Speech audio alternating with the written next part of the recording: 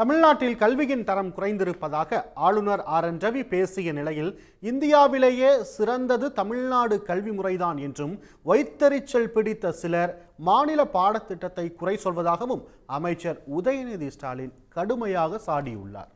ஆசிரியர் தினத்தையொட்டி ஆளுநர் மாளிகையில் நடைபெற்ற எண்ணி துணிக என்ற நிகழ்ச்சியில் பேசிய RN ரவி புதிய கல்விக் கொள்கைக்கு மாற்று கிடையாது, அதனை அனைவரும் ஏற்க வேண்டும் என்றார்.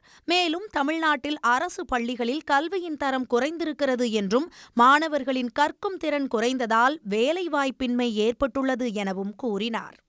There the standard of teaching has gone down so low, it is below the national average. But everything for everyone, you keep passing without restriction, you keep getting degrees, move with them. Now this is very dangerous situation. This steep sharp decline in our education, in our school education, in the government schools, has created a very dangerous situation for our country.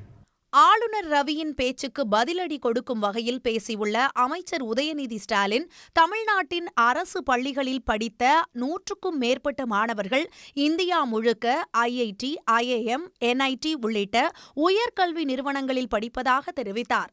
அரசு பள்ளிகளை குறை சொல்வது நமது மாணவர்களை மற்றும் ஆசிரியர்களை குறை சொல்வதாகும் என்று கண்டித்த உதயநிதி, இந்தியாவிலேயே சிறந்த கல்வி முறை ஒன்று இருக்கிறது என்றால் அது கலைஞர் தந்த தமிழ்நாட்டு கல்வி முறைதான் என்றும் பெருமிதத்துடன் கூறினார்.